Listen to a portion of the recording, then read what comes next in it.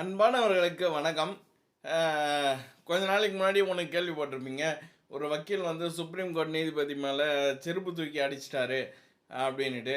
இன்னைக்கு கூட விசி கட்சிக்காரங்க வந்து ஒரு அதை கண்டிச்சுட்டு ஆர்ப்பாட்டம் பண்ணிவிட்டு ரிட்டர்ன் வரும்போது தான் விசிகா கட்சிக்காரங்க முன்னாடி போகிற வண்டி மேலே மோதிட்ட அவர் வக்கீலாம் அவரை போட்டு அந்த கட்சிக்காரங்க எல்லாரும் அடிக்கிறாங்க. அப்புறம் பார் கவுன்சில் உள்ள போய் அங்கேயும் அடிச்சாங்களாம். இதுக்கு சரி, ஓகே. இந்த சம்பவத்துக்கு ரிலேட்டடாக ஒன்று நடந்திருக்கு. என்ன தெரியுமா? 2017 அப்போது தஸ்வந்த் அப்படின்னு ஒருத்தன், அவன் வந்து 6 வயசு குழந்தைய என்ன சொல்கிறதுன்னு தெரியல, என்ன கொடுமை. 6 வயசு குழந்தைய அவன் இது பண்ணிட்டான். சரியா, அவனை போலீஸ்காரங்க பிடிச்சிட்டு அவனுக்கு வந்து பரவாயில்ல ஜாமீனோ ஏதோ கொடுத்து அவன் வெளியே வந்து திருப்பி ஜெயிலுக்கு போக வேண்டியது. ஆனால் அந்த நேரத்தில் அவன் தப்பிக்கிறதுக்கு பார்த்துருக்கான். அதுக்கு வந்து அவங்க அம்மா வானன்னு சொல்லியிருக்காங்க. அவங்க அம்மாவையும் கொலை பண்ணிவிட்டு, ஆனால் திரும்பியும் போலீஸ்காரங்க பிடிச்சிட்டாங்க. திருப்பி அவன் கேஸ் நடந்துன்னுக்குது.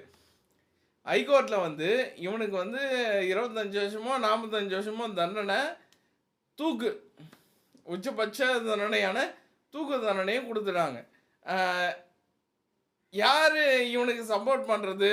இவனுக்கு சப்போர்ட் பண்ணுறவனுங்க எல்லாம் கிரிமினல் தானே.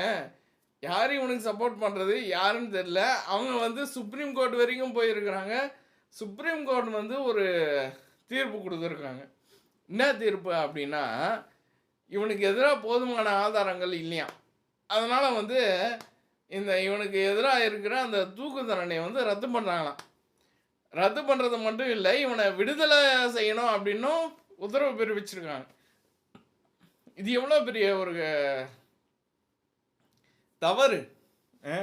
இது யார் மேலே குற்றம் சொல்கிறதுன்னு தெரியலையே. அது எப்படியா? சரிங்க, போதுமான ஆதாரங்கள் இல்லை அப்படின்னு அவங்க சொல்கிறீங்க. ஆனால் அப்போ யார் இறந்தது யார்? குழந்தை, ஒரு 6 வயசு குழந்தை இறந்தது. எப்படி இறந்தது? ஒரு அம்மா இறந்துட்டாங்க. எப்படி இறந்தாங்க?